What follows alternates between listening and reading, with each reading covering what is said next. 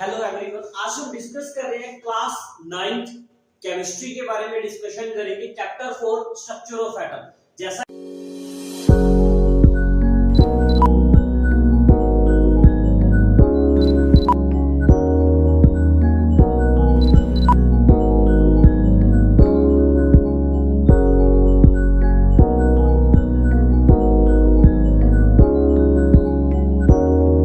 कि अभी exams Feb के अंदर स्टार्ट हो रहे हैं 9th क्लास नॉन बोर्ड के।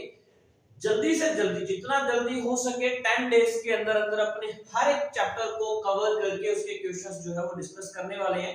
फास्ट एंड फास्ट वीडियोस आने वाली है क्लास 9th के ऊपर। सबसे पहले हम शुरू करते हैं चैप्टर 4 स्ट्रक्चर ऑफ एटम। हम डिस्कस करेंगे चैप्टर के इंट्रोडक्शन से। Now what is the meaning of name of the chapter structure of atom. Structure means हमें स्ट्रक्चर के बारे में डिस्कस करना है। किसकी स्ट्रक्चर के बारे में डिस्कस करना है? हमें एटम की स्ट्रक्चर के बारे में डिस्कस करना है। एटम के बारे में आपने chapter 1 matter in our surrounding के अंदर डिस्कस किया होगा। Chapter 2 is matter around us pure के अंदर आपने डिस्कस किया होगा। तो चलिए कुछ एटम के बारे में थोड़ा सा ओवरव्यू जरूर लेते हैं। एटम है क्या? According to Dalton's atomic theory, atom जो है, atom is the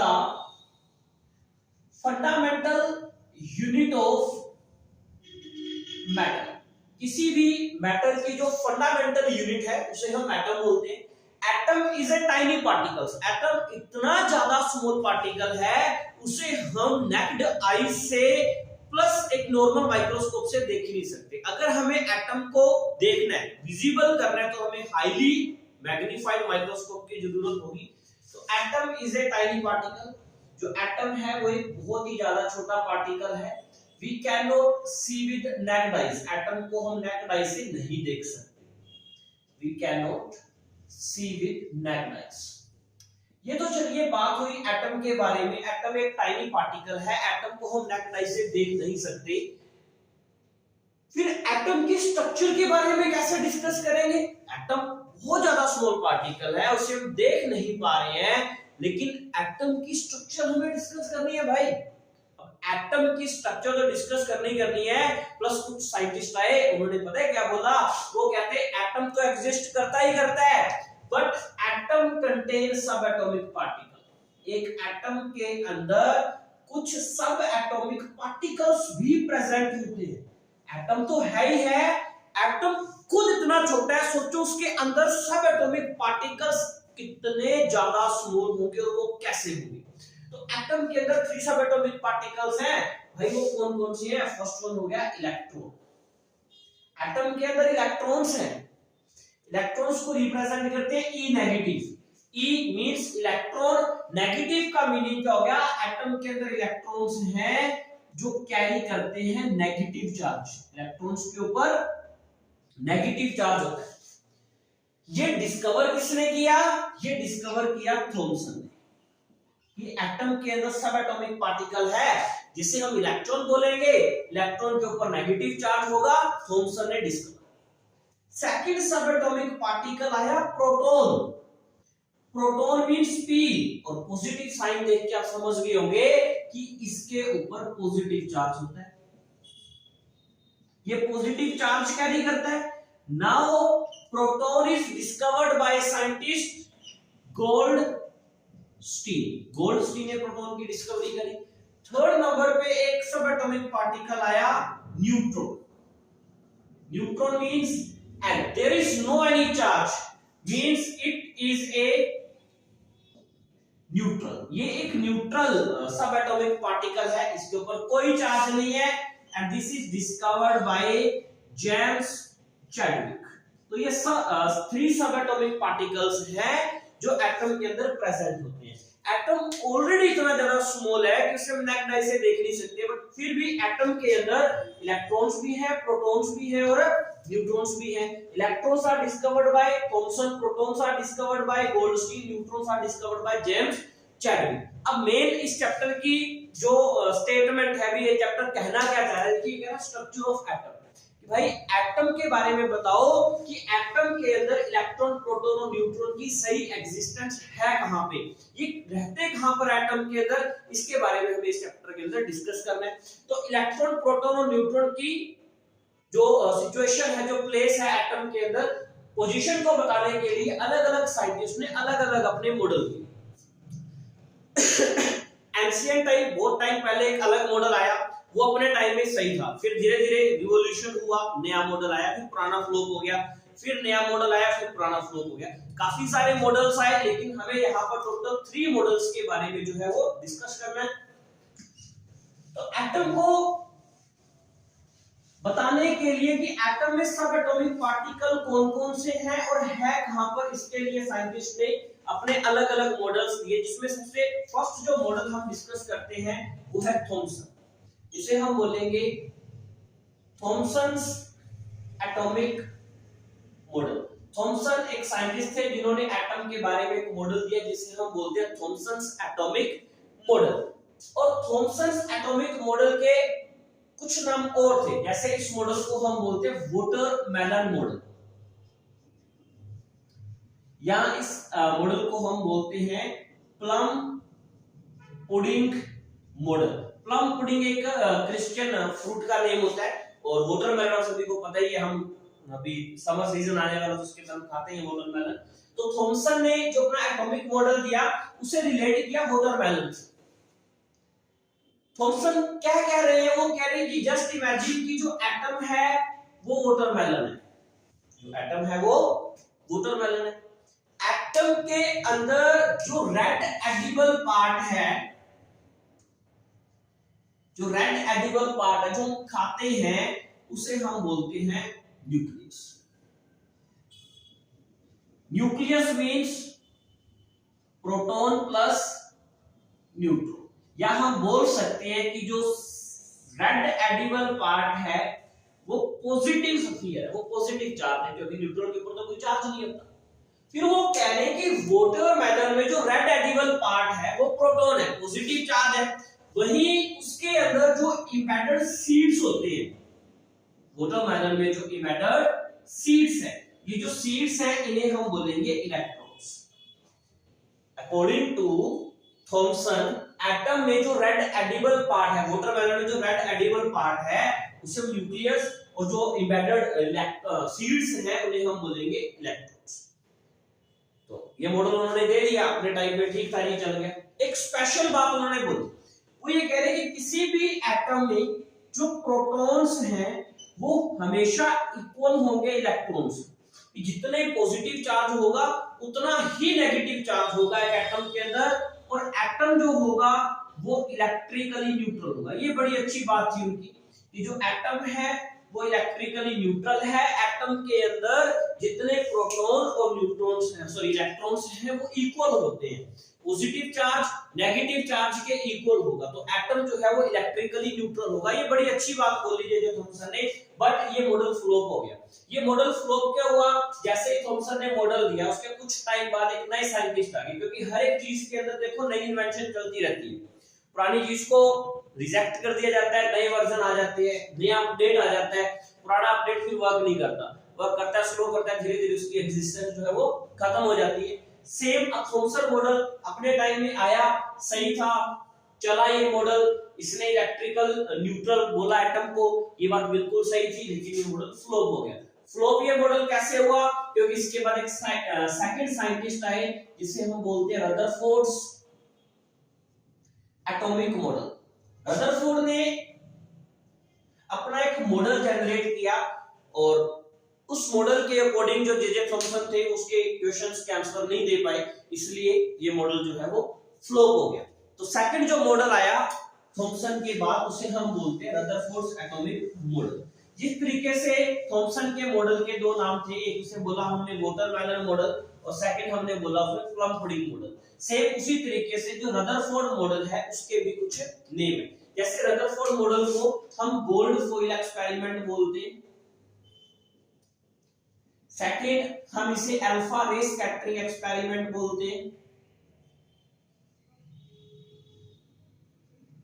gold foil experiment या अल्फा रे स्कैटरिंग एक्सपेरिमेंट। अब इसे गोल्ड फॉइल या अल्फा रे क्यों बोलते हैं? जैसे वाटरमेलन बोला, क्योंकि इसने अपने मॉडल में वाटरमेलन का यूज लिया, एग्जांपल दिया वाटरमेलन का, सेम इसने गोल्ड फॉइल और अल्फा रेस का यूज किया अपने मॉडल के अंदर। So that's why we are calling gold foil experiment और अल्फा रे स्कैटरिंग एक्सपेरिमेंट। इन्होंने अपने एक्सपेरिमेंट के लिए फर्स्टली गोल्ड फॉइल का यूज किया।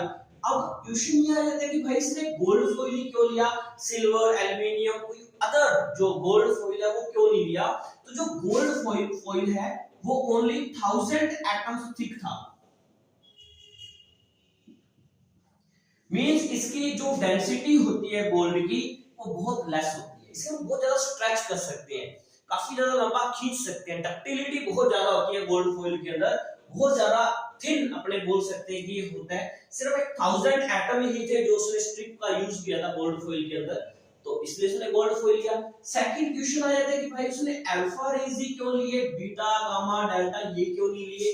जो अल्फा रेज हैं वो डबली हीलियम चार्ज थे, डबली हीलियम चार्ज थे, जिसके कारण इनकी स्पीड बहुत ज्यादा हाई थी, जो आसानी से गोल्ड फॉइल को पेनिट्रेट कर रहे थे, इसके एटम से आर पार जा रहे थे, इसलिए उसने अल्फा रेज का यूज किया। तो रदरफोर्ड एटॉमिक मॉडल को हम गोल्ड फॉइल एक्सपेरिमेंट या अल्फा रेज का एक्सपेरिमेंट बोलते हैं। क्यों बोलते हैं? क्योंकि उसने गोल्ड फॉइल का यूज किया क्योंकि वो बहुत ज्यादा थिन शीट होती है। सेकंड उसने अल्फा रेज का यूज किया क्योंकि अल्फा रेज जो है वो डबली हीलियम चार्ज होते हैं, जिसके कारण उसकी स्पीड बहुत ज्यादा फास्ट होती है, वो इजीली मेटल को पेनिट्रेट करते हैं। नेक्स्ट देखो एक्सपेरिमेंट हुआ कैसे। उन्होंने एक गोल्ड फॉइल ली, इस गोल्ड फॉइल पर उन्होंने बमबार्ड करवाया, मतलब बौछार करवाई, इसकी करवाई अल्फा रेज। जैसे ही अल्फा रेज की बमबार्ड हुई, बहुत ज्यादा अल्फा रेज जो है वो गई मेटल के ऊपर, तो मैक्सिमम जो रेज हैं are going to straight, maximum जो रेज थी वो स्ट्रेट निकली, काफी सारी रेज जो है वो बिल्कुल स्ट्रेट चलेगी। सम रेज, कुछ रेज ऐसी थी जो सम एंगल पे डिफ्लेक्ट हो गई, कुछ रेज आई और कुछ एंगल पे वो डिफ्लेक्ट हो गई। Very few rays out of 12,000 one ray, 12,000 में से कोई एक रे ऐसी थी जो आई और 180 डिग्री पर ही रीबाउंड हो गई, रिफ्लेक्ट हो गई वो वापस। ये उसने अपना एक मॉडल जो है वो दिया, किसने दिया? रदरफोर्ड। जैसे ही रदरफोर्ड ने अपना ये मॉडल दिया, मॉडल देने के बाद उसने इस मॉडल से कुछ ऑब्जर्व किया। क्या ऑब्जर्व किया? जिसे हम बोलते हैं ऑब्जर्वेशन। अब देखिए फर्स्ट ऑब्जर्वेशन क्या आ रही है, मैक्सिमम जो रेज हैं गो स्ट्रेट, मैक्सिमम जो रेज हैं वो क्या जा रही है? स्ट्रेट जा रही है, सीधा जा रही है। जो सम रेज हैं वो क्या हो रही है? डिफ्लेक्ट हो रही, कुछ एंगल से बेंड हो रही। Very few rays, very few का meaning out of 12,000 one ray जो है वो रीबाउंड, 12,000 में से एक रे ऐसी है जो जैसे जा रही है वैसे ही वापस आ रही है। सेकंड साइंटिस्ट थे रदरफोर्ड ने अपना एक मॉडल दिया जिसे हम बोलते हैं रदरफोर्ड एटॉमिक मॉडल। उन्होंने अपने मॉडल में गोल्ड फॉइल पर अल्फा रेज पास करवाई। जैसे ही अल्फा रेज गोल्ड फॉइल पे पास हुए, उन्होंने ऑब्जर्व किया, क्या ऑब्जर्व किया? मैक्सिमम जो रेज हैं वो स्ट्रेट जा रही है। सेकंड, सम रेज जो है वो डिफ्लेक्ट हो रही है सम एंगल के ऊपर, और very few rays out of 12,000 one ray कैसी है जो 180 डिग्री पर रिबाउंड हो रही है, जैसे जा रही है वैसे की वैसी वो रिबाउंड होके आ रही है। ये उसकी ऑब्जर्वेशन थी इस मॉडल से। इस मॉडल से ऑब्जर्वेशन के बाद रदरफोर्ड एक कंक्लूजन के ऊपर आ गए और उन्होंने एक कंक्लूजन दिया। अब कंक्लूजन क्या दिया? कंक्लूजन ये था कि जो एटम है मैक्सिमम एम्प्टी स्पेस, एटम के अंदर बहुत ज्यादा खाली जगह है। खाली जगह कैसे है? क्योंकि मैक्सिमम रेज जो है वो स्ट्रेट जा रही है, मैक्सिमम रेज स्ट्रेट जाने के कारण एटम के अंदर बहुत ज्यादा जो स्पेस है वो खाली है। फिर वो कह रहे हैं जो इलेक्ट्रॉन्स हैं, electrons are present in circular shells, जो इलेक्ट्रॉन्स हैं वो एक एटम में सर्कुलर शेल्स के अंदर घूम रहे हैं। और और फिर वो कह रहे हैं न्यूक्लियस। न्यूक्लियस आप सभी को मैंने बताया था कि प्रोटॉन और न्यूट्रॉन को बोलते हैं। Nucleus is present in centre. जो न्यूक्लियस है वो कहां प्रेजेंट है किसी एटम के?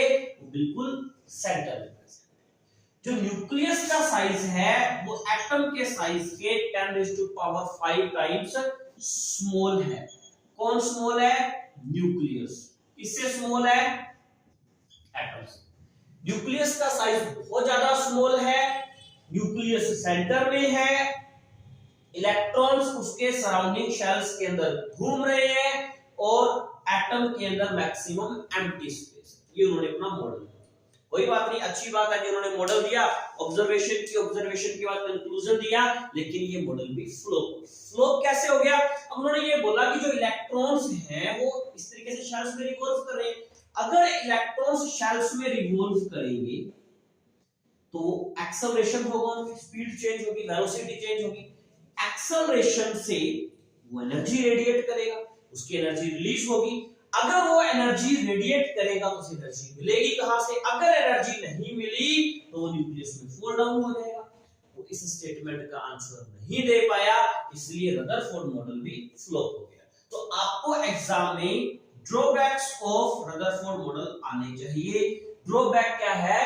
कि electron is revolve around a circular orbits, it may go to accelerate, वो accelerate होगा and radiate the energy। क्या रेडिएट करेगा?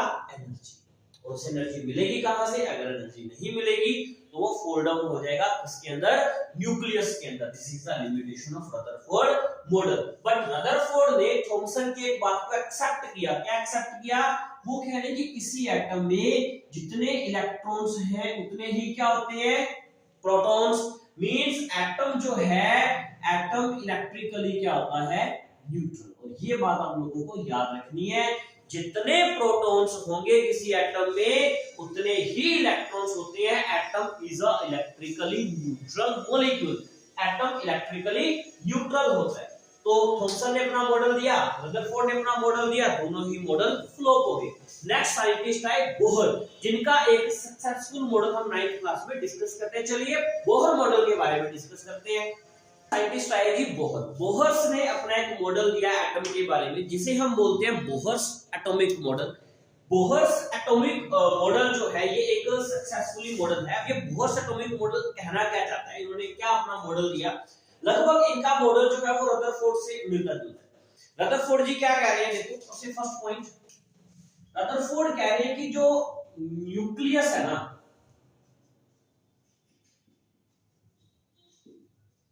न्यूक्लियस का होगा सेंटर में। वो कह रहे हैं कि जो इलेक्ट्रॉन्स हैं, electrons are revolve in circular orbits. Electrons nucleus के सराउंडिंग सर्कुलर ऑर्बिट्स में रिवॉल्व करेंगे। These orbitals are called discrete orbit। अब ने डिस्क्रीट ऑर्बिट क्यों बोला? वो डिस्क्रीट ऑर्बिट इसलिए बोला कि electrons do not radiate energy. जब भी इलेक्ट्रॉन सर्कुलर ऑर्बिट्स में मूव करेंगे वो अपनी एनर्जी रेडिएट नहीं करेंगे। इलेक्ट्रॉन्स जब शेल्स में मूव करेंगे तो वो शेल्स होंगी कौन सी? वो कह रहे हैं कि एटम के सेंटर में होगा न्यूक्लियस। न्यूक्लियस के सराउंडिंग शेल्स में इलेक्ट्रॉन्स रिवॉल्व करेंगे और उन्होंने इन शेल्स को क्या बोला? वो कह रहे हैं कि के शेल के अंदर इलेक्ट्रॉन मूव करेंगे।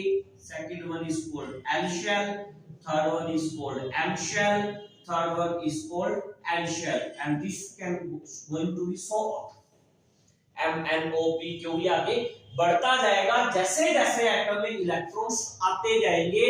और एटम के बिल्कुल सेंटर में क्या बोला उन्होंने? प्रेजेंट है न्यूक्लियस प्रेजेंट है। ये बोहर ने एक सिंपल सा मॉडल दे दिया।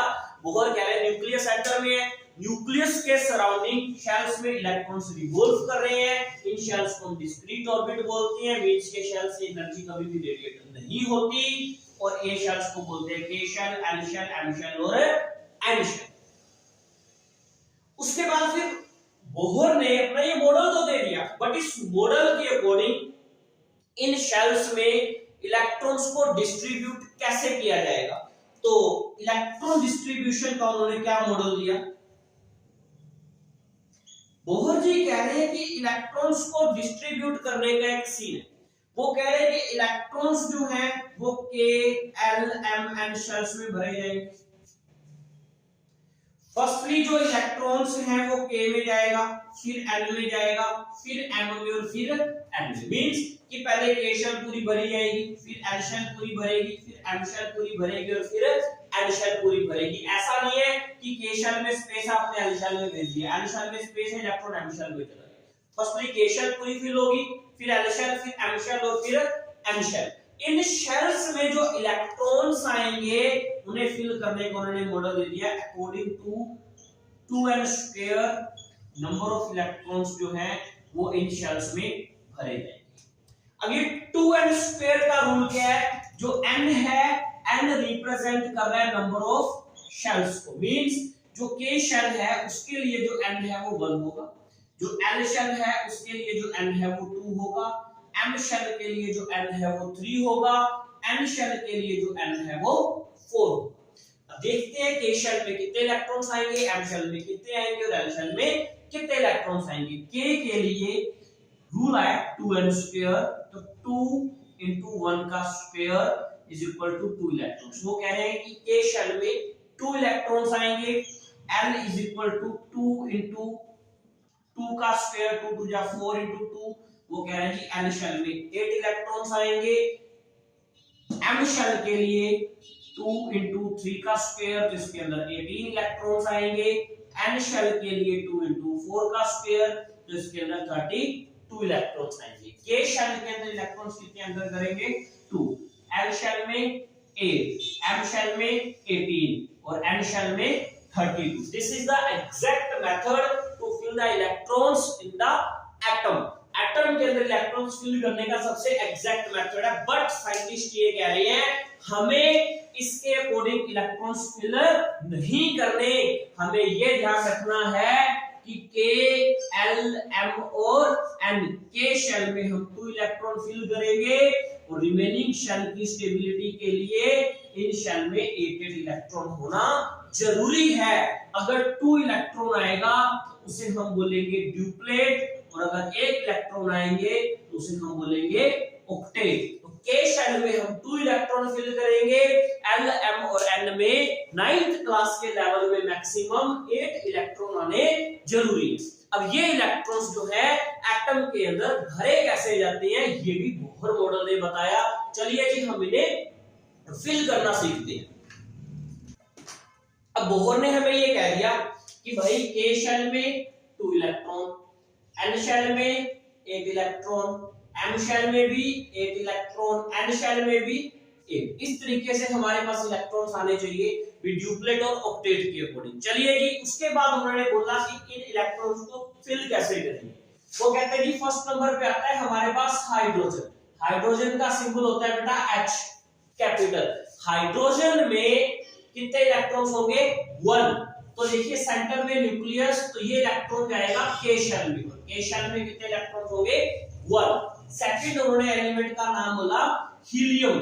Helium is He। हीलियम के अंदर जो एलिमेंट जितने नंबर पे आ रहा है उसमें उतने ही इलेक्ट्रॉन्स हैं, 2 इलेक्ट्रॉन्स हैं। तो सेंटर में न्यूक्लियस और 2 इलेक्ट्रॉन किसमें चले गए के शेल में चले गए। थर्ड उन्होंने बोला लिथियम। लिथियम के अंदर 3 इलेक्ट्रॉन्स हैं Li, जिसमें से देखिए जो 2 इलेक्ट्रॉन्स हैं वो तो जाएंगे के शेल में और जो 1 इलेक्ट्रॉन है वो किसमें चला गया एल शेल में। फोर्थ नंबर पे एलिमेंट आया beryllium. Beryllium means Be। Beryllium में 4 इलेक्ट्रॉन्स हैं, तो के शेल में 2 इलेक्ट्रॉन्स और एल शेल में भी कितने हो जाएंगे 2 इलेक्ट्रॉन्स। फिफ्थ नंबर पे एलिमेंट आया boron. Boron means B। Total number of electrons 5, के शेल में 2 और एल शेल में कितने आएंगे 3 इलेक्ट्रॉन्स आएंगे। सिक्स्थ नंबर पे एलिमेंट आया कार्बन।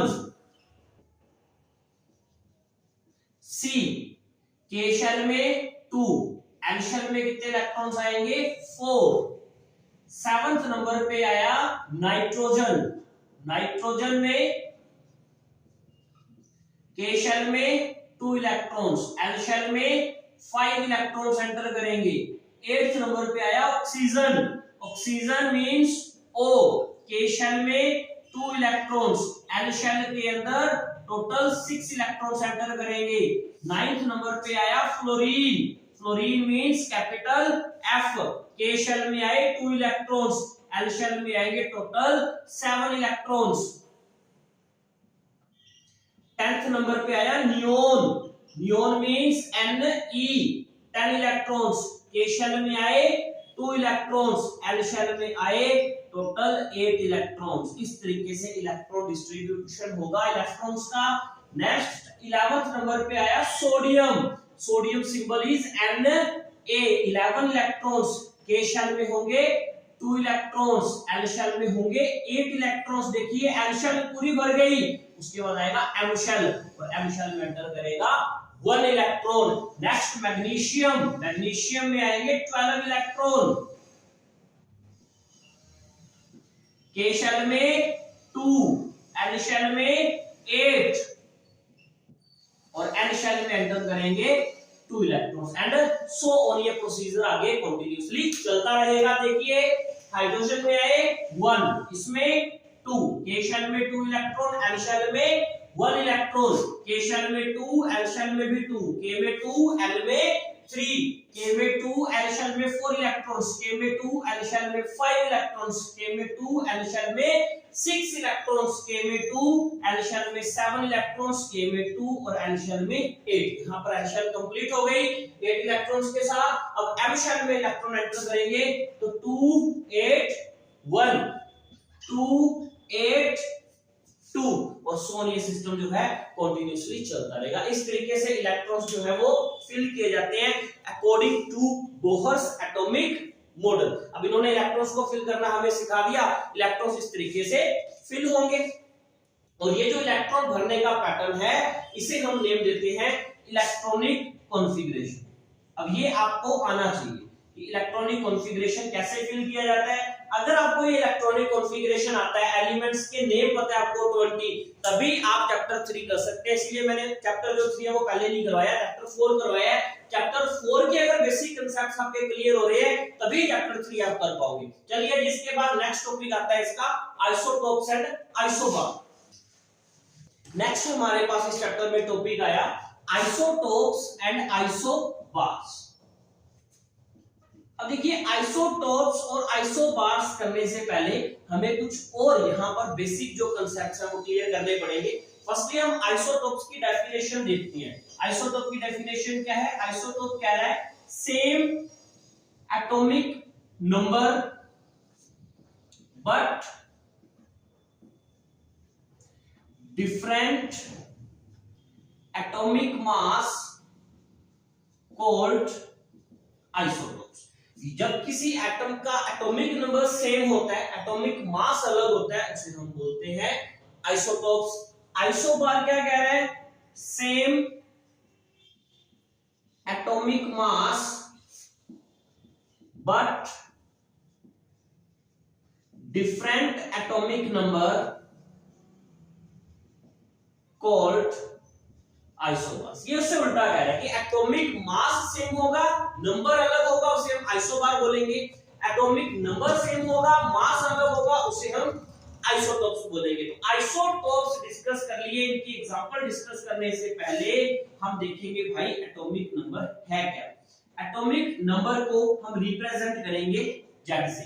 एटॉमिक नंबर का मीनिंग क्या होता है? एटॉमिक नंबर होता है बेटा किसी एटम में जितने नंबर ऑफ प्रोटॉन्स होते हैं उसे हम एटॉमिक नंबर बोलते हैं, या इक्वल माने जाते हैं नंबर ऑफ इलेक्ट्रॉन्स। जो एलिमेंट हमने जैसे 20 तक लर्न किए हैं, hydrogen, helium, lithium, beryllium, boron, carbon, nitrogen, जो एलिमेंट जितने नंबर पे आ रहा है उसमें उतने ही प्रोटॉन्स होते हैं और उसे हम बोलते हैं एटॉमिक मास। अब हमें प्रोटॉन का पता है, इलेक्ट्रॉन का पता है, बिकॉज प्रोटॉन और इलेक्ट्रॉन हर एक एटम में इक्वल होते हैं। So atom is electrically neutral. Second हो गया एटॉमिक मास। एटॉमिक मास को U से लिखा जाता है। एटॉमिक मास क्या होता है? एटॉमिक मास होता है number of protons plus number of neutrons. किसी भी एटम में प्रोटॉन्स और न्यूट्रॉन्स का जो सम है उसे हम एटॉमिक मास बोलते हैं। तो किसी भी एलिमेंट को लिखा कैसे जाता है? जैसे मान लीजिए कोई भी एलिमेंट का सिंबल है, सिंबल के जस्ट नीचे पैरों में लिखा जाता है बेटा हमेशा एटॉमिक नंबर, और ऊपर सर पे लिखा जाता है उसके एटॉमिक मास। एटॉमिक नंबर और एटॉमिक मास को इस तरीके से लिखा जाता है। एटॉमिक नंबर हो गया, एटॉमिक मास हो गया, एलिमेंट हो गया। अब देखिए एटॉमिक नंबर है क्या, एटॉमिक मास है क्या, इसके बारे में हम डिस्कस करते हैं। एटॉमिक मास को Z से रिप्रेजेंट करते हैं, तो हम यहाँ पर टोटल 20 एलिमेंट्स के बारे में डिस्कस करेंगे। 11, 12, 13, 14, 15, 16, 17, 18, 19 और 20। अब 20 एलिमेंट्स हैं कौन कौन से?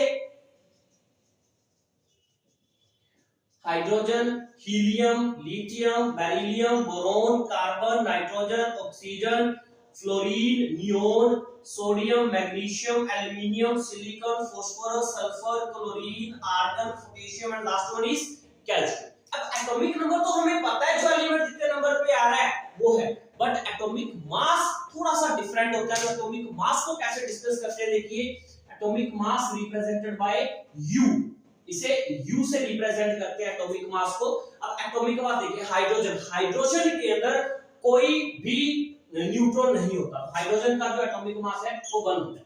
मेनली अपने बात शुरू करते हैं हीलियम से।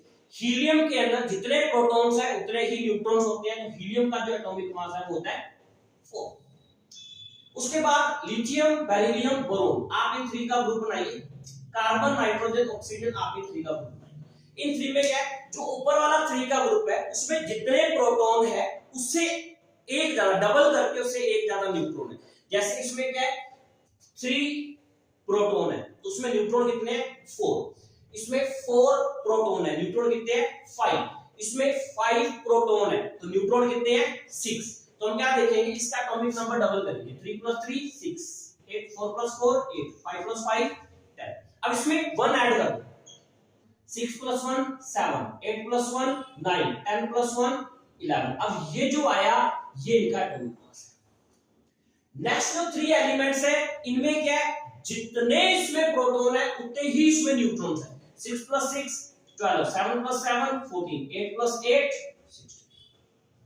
उसके बाद अल्टरनेट ऑर्डर चल रहा है कि एक बार तो जितने यहां पर प्रोटॉन्स हैं उससे एक ज्यादा न्यूट्रॉन होगा, और एक बार जितने प्रोटॉन है उतने ही न्यूट्रॉन होंगे। 9 + 9 18 + 1 19, 10 + 10 20, 11 + 11 22 + 1 23, 12 + 12 24, 13 + 13 26 + 1 27, 14 + 14 28, 15 + 15 30 + 1 31, 16 + 16 32, 17 17 34 + 1.5 35.5।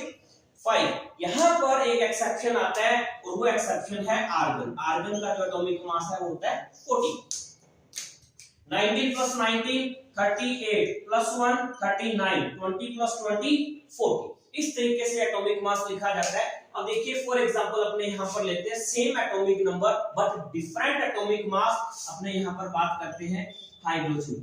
हाइड्रोजन जो है उसका एटॉमिक नंबर तो 1 होता है, बट समटाइम्स उसका जो एटॉमिक मास है वो अलग हो जाता है कुछ स्पेशल एप्लीकेशंस के अंदर। अगर उसका एटॉमिक नंबर जो है वो 1 है और एटॉमिक मास भी 1 है बेटा, उसे हम बोलते हैं प्रोटियम।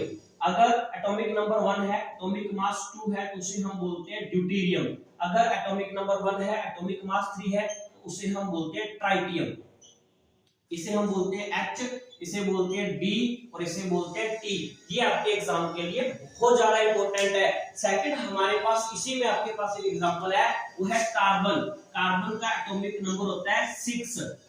एक बार एटॉमिक नंबर मास हो गया 12, एक बार 14 और एक बार 16। यहाँ पर हमारे पास आइसोटोप्स के 2 एग्जांपल हैं, एक हाइड्रोजन का और एक कार्बन का। सेम आइसोबार के अंदर हमारे पास एग्जांपल है एक कैल्शियम का और एक आर्गन का। कैल्शियम का एटॉमिक नंबर है 20, आर्गन का एटॉमिक मास है 18 सॉरी, बट दोनों का जो मास है वो कितना है 14। तो same atomic mass but different atomic number is called isobars, same atomic number but different atomic mass is called isotope. यहाँ पर हमारे पास आइसोटोप की एप्लीकेशंस पूछी जाती है, यूजेस पूछे जाते हैं। इसका जो यूज है आइसोटोप का, कार्बन डेटिंग मेथड के अंदर, फॉसिल फ्यूल की एज को आइडेंटिफाई करने के अंदर, गोइटर के ट्रीटमेंट में आयोडीन का आइसोटोप यूज होता है, यूरेनियम एक एलिमेंट है जिसका न्यूक्लियर रिएक्टर बम वगैरह हाई एनर्जी एफिशिएंसी के लिए उसका यूज होता है, कैंसर के ट्रीटमेंट में इनका यूज होता है आइसोटोप्स का। ये कुछ स्पेशल टाइप के इनके यूजेस हैं। आइसोटोप, आइसोबार की डेफिनेशन, इनके एग्जांपल HDT पूछ सकते हैं कि ये क्या है। H means protium, D means deuterium, T means tritium. ये आपके एग्जाम के लिए बहुत इंपॉर्टेंट है। हमने आज डिस्कस किया structure of atom. Structure of atom में हमने एटम के अंदर Thompson model, Rutherford model, Bohr model, electrons configuration, atomic number, atomic mass, isotope और आइसोबार के बारे में डिस्कस किया है। नेक्स्ट हम इसके एनसीईआरटी क्वेश्चन डिस्कस करेंगे, फिर हम एंटर करेंगे चैप्टर 3 के अंदर। तब तक के लिए आप सभी को थैंक यू।